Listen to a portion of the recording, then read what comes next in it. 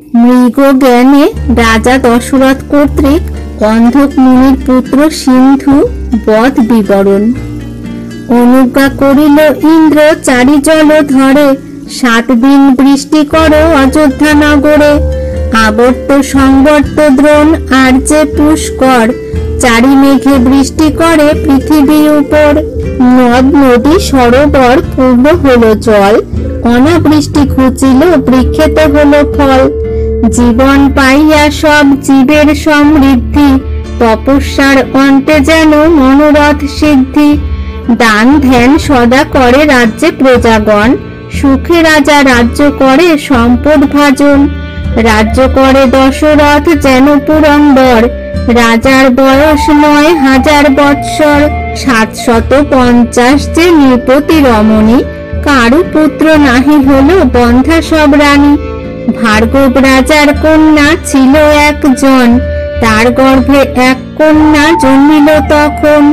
পরমা সুন্দরী কন্যা অতি সুচরিতা, স্বর্ণমূর্তি দেখে তার নাম হেমলতা। দশরথ সখা অঙ্গ দেশের নৃপতি, লোমপাদ অঙ্গ দেশে করেন বসতি।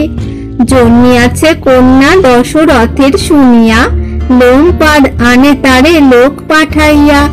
সত্য ছিল পূর্বেতে করিতে নারে আন, লোমপাদ পুণ্যবান ধর্ম অধিষ্ঠান। কন্যা রহে লোমপাদ ভূপতির ঘরে, দশরথ রাজত্ব করেন নিজপুরে। দৈবের নির্বন্ধ আছে না হয় খণ্ডন, মৃগয়া করিতে রাজা করেন গমন। হস্তি অশ্ব রাজার চলিল শতে শতে, মৃগ অন্বেষিয়া রাজা ভ্রমেন বনেতে। ভ্রমিয়া ভ্রমিয়া রাজা নিবিড় কানন, অন্ধকের তপবনে গেলেন তখন।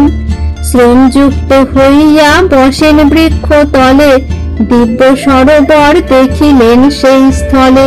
অন্ধক মুনির পুত্র সিন্ধু নাম ধরে, কলসিতে ভরে জল সেই সরোবরে। কলসির মুখ করে বক বক ধ্বনি, রাজা ভাবে জল পান করিছে হরিণী। লতা পাতা খাইয়া বসেছে সরোবর, ইহা ভাবি বোধিতে জুড়েন ধনুস্বর। শব্দভেদী বান রাজা শব্দ মাত্র হানে, মুনিপুত্র পরিবান এরে সেই ক্ষণে। মৃগজ্ঞানে বান হানে রাজা দশরথ, বানাঘাতে মুনি পড়ে প্রাণ ওষ্ঠাগত। মৃগের উদ্দেশ্যে রাজা যান দৌড়াদৌড়ি, মৃগ নহে মুনিপুত্র যায় গড়াগড়ি। দেখেন সিন্ধুর বুকে বিধিয়াছে বান, দশরথ ভীত হলো উড়িল পরাণ। বুকে বান বিন্ধিয়াছে কথা নাহি সরে, ইঙ্গিত করিয়া বলে জল দেহ মোরে। অঞ্জলি ভরিয়া রাজা আনিয়া জীবন, মুখে দিবা মাত্র মুনি পাইল চেতন। শিরে হাত দিয়া রাজা করে অনুতাপ, ব্যাকুল দেখিয়া মুনি নাহি দিল সাপ। মুনি বলে দশরথ ভীত কি কারণ, যেরূপ অদৃষ্ট লিপি সেরূপ ঘটন। কপালে যা থাকে তাহা না হয় খণ্ডন, পূর্ব জন্মের কথা হইল স্মরণ। পূর্বেতে ছিলাম আমি রাজার কুমার, মারিতাম বাটুলেতে পক্ষী অনিবার।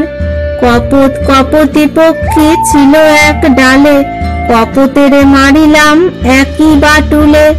মৃত্যুকালে কপত আমারে দিল সাপ, পরজন্মে পাবে এই রূপ মনস্তাপ। ব্যর্থ না হইল সেই পক্ষীর বচন, হইল তোমার বাণে আমার মরণ।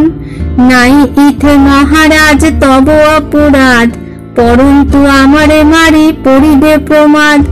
অন্ধ মাতা পিতা মম শ্রীফলের বনে, আজি তারা মরিবেন আমার বিহনে।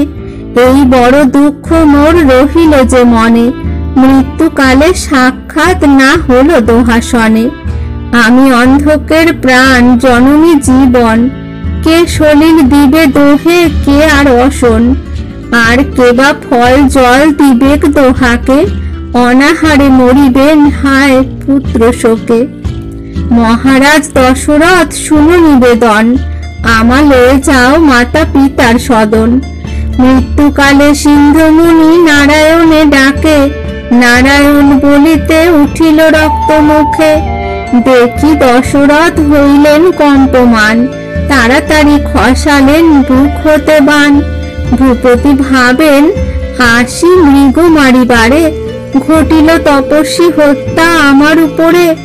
মৃতমুনি তুলি রাজা লইল কাঁধেতে, অন্ধকের বনে গেল কাঁদিতে কাঁদিতে।